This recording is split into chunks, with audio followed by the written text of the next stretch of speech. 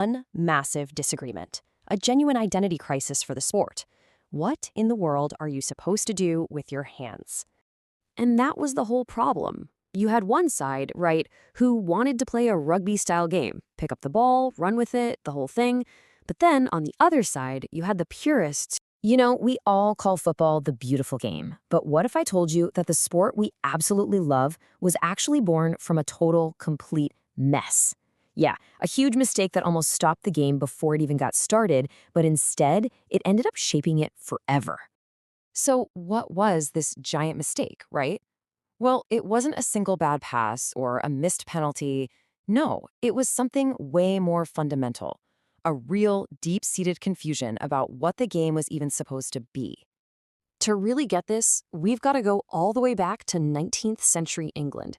Now, this is when the first organized games of football were supposedly happening, but let's be honest, organized is a very generous word for what was actually going on. Just picture it for a second. You're getting your team ready for a big match. You show up all fired up, only to find out the other team has a completely different set of rules in their head. That was the reality back then. It wasn't really a sport, it was just pure confusion. And this really shows you just how bad it was. I mean, games were constantly being stopped for arguments because nobody could agree on the most basic things. A match would literally turn into this messy, on-field debate, and sometimes they'd just call it off halfway through. It was less of a game and more of a heated negotiation right there on the pitch. So at the very heart of all this chaos was one massive disagreement, a genuine identity crisis for the sport. What in the world are you supposed to do with your hands? And that was the whole problem. You had one side, right, who wanted to play a rugby-style game, pick up the ball, run with it, the whole thing. But then on the other side, you had the purists who were insisting, no, football is a kicking game, feet only.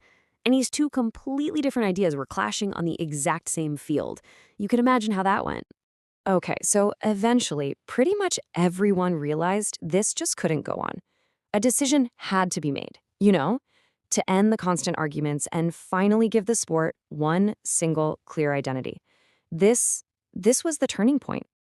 The year that changed everything was 1863. Remember that date.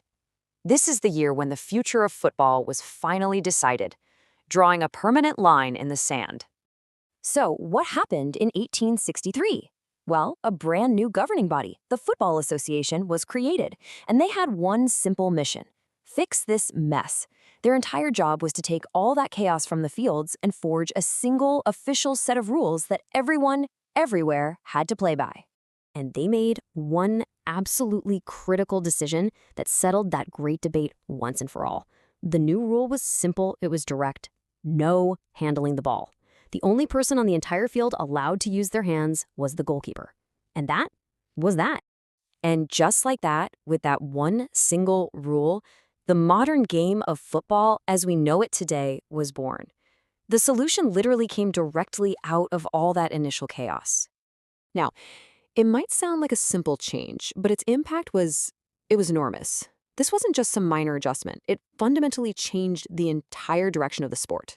So here's exactly how it played out. Step 1, the no hands rule gets put in the book. Step 2, this immediately creates a permanent split. Football and rugby go their separate ways, becoming two totally distinct sports. And step 3, and this is the most important part, by taking hands out of the equation, the game was forced to evolve. It had to become about skill, about technique, about teamwork with your feet, and that created the fast, flowing, beautiful game that we all love today. And this quote just says it all, doesn't it? That initial mistake was the complete lack of a single rulebook, which of course led to all that chaos. But by fixing that very mistake, the sport finally found its true identity. It's the reason the game is what it is today. It really makes you think, though. The world's most popular sport owes its entire existence to a period of total, utter chaos. And it leaves you with a pretty fascinating question. How many other great things in our world only exist because someone, somewhere, was trying to fix a mistake?